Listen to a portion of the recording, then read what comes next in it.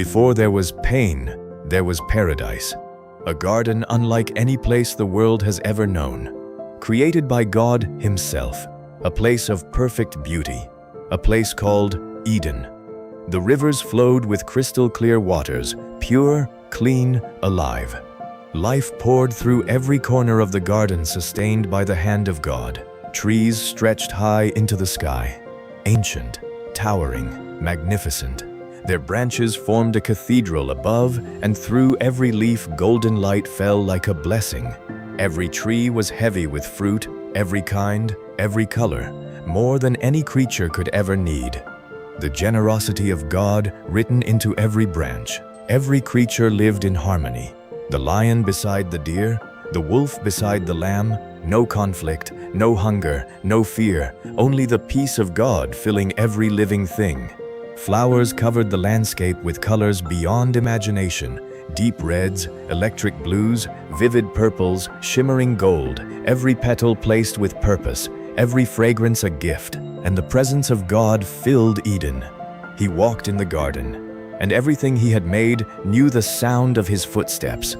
This was life as God intended it, creator and creation together. No death, no suffering, no sorrow, no fear. Only the goodness of God filling every river, every tree, every creature, every corner of this perfect and beautiful world. Waterfalls cascaded into crystal pools. Birds filled the air with sound. Every creature moved in joy. This was not just a garden. This was God's gift to humanity. This was home. Every morning rose in peace. Mist lifted from the rivers. Dew rested on every leaf. Flowers opened to the light, and all of creation breathed in perfect contentment. And over all of it the glory of God rested. His presence was everywhere, in the light, in the water, in every living thing. Eden was not just beautiful, it was holy. This was the world as God made it, untouched, unbroken, perfect in every way. And at the center of it all stood Adam, the first man, created by the hands of God, formed from dust and given life by the very breath of His Creator. He walked through paradise and named every creature, every bird, every animal, every living thing. He was Lord over all of it, and all of it was good. Yet among them all, He found no companion like Himself. Among all the creatures of the earth, not one was like Him.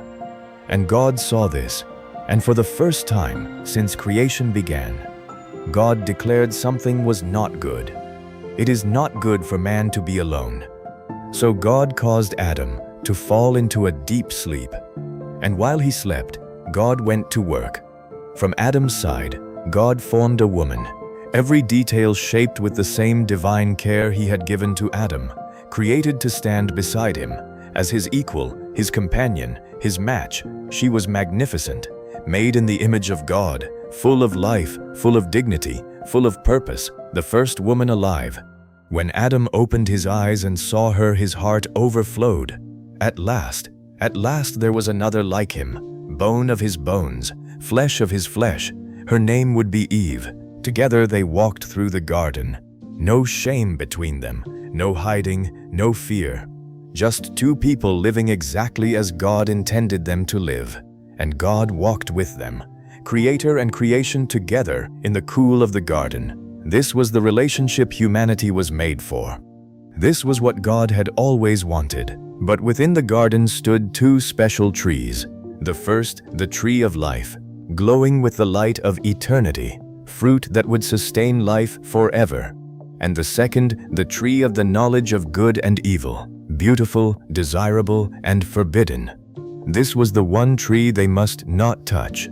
God gave them only one command. From every tree in the garden they could freely eat, except one. Do not eat from the tree of the knowledge of good and evil, for when you eat from it you will surely die.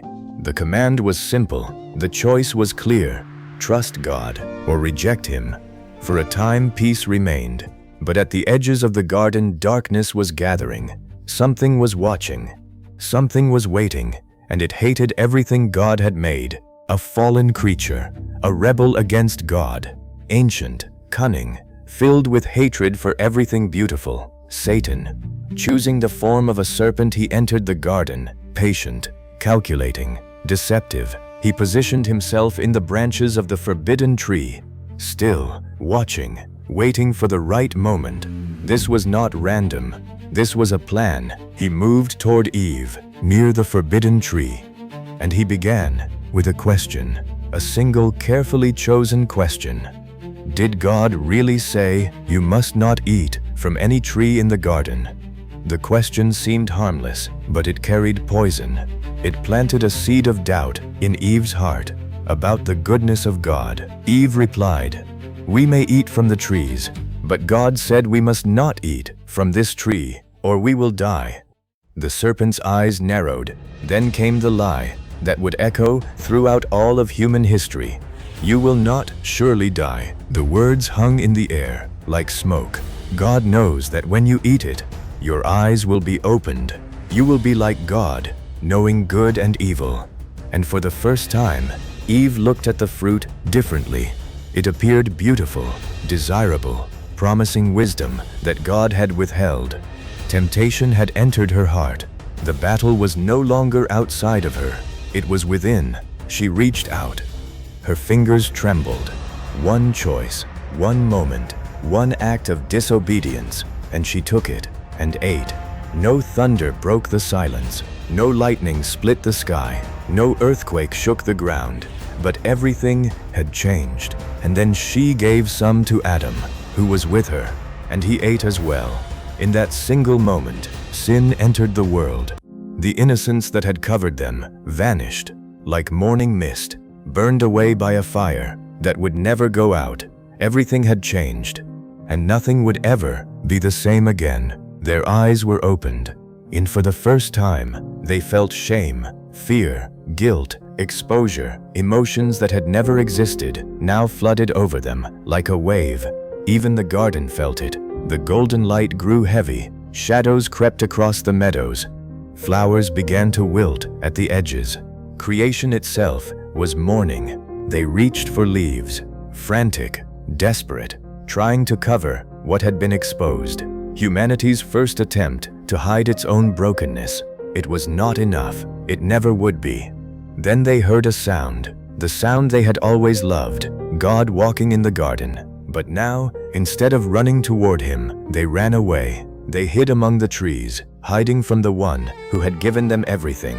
And the Creator called out, across the garden he had made, across the rivers he had placed, across the trees he had grown. "Adam," he called, "where are you?" God knew exactly where Adam was. The question was not about location, it was about relationship. It was the most heartbreaking question ever spoken, because God already knew the answer. Adam answered from the shadows, "I heard you in the garden, and I was afraid, because I was naked." Afraid, a word never before spoken in Eden. Fear had entered the world. The truth could no longer be hidden. God stood before two people who had chosen to distrust him, two people he had made with his hands, two people he had breathed life into, two people he had loved. Adam blamed Eve. Eve blamed the serpent. Instead of owning the choice, they pointed fingers. Sin had already begun to divide what God had so carefully and lovingly created. This is what sin does. It divides. It blames. It hides. It takes the most beautiful things and tears them apart. And it had already begun its work. Then judgment fell. The serpent was cursed above every creature. Conflict would exist between Satan and humanity. From that day forward, forever. Eve would experience pain and hardship.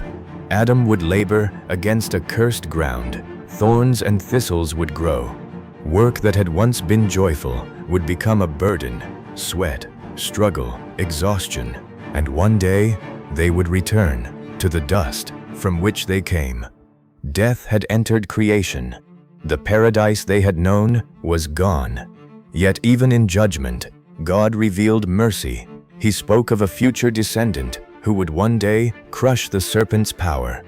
A promise, a prophecy, the first ray of hope in a fallen world. Then God did something that revealed the depths of his heart.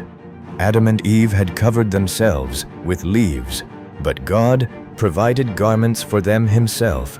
He covered them. Even after their rebellion, his mercy remained, yet they could no longer stay in Eden.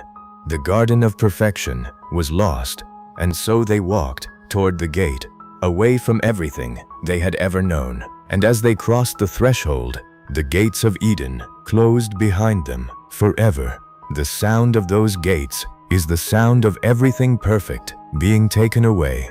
Cherubim were stationed at the entrance, magnificent, terrifying, unmovable, guarding the way back to the garden. There was no return.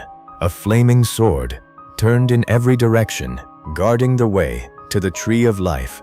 The paradise they had known was sealed away forever. They looked back one final time at the rivers, the trees, the flowers, the light, at the place where they had walked with God. And then they turned away.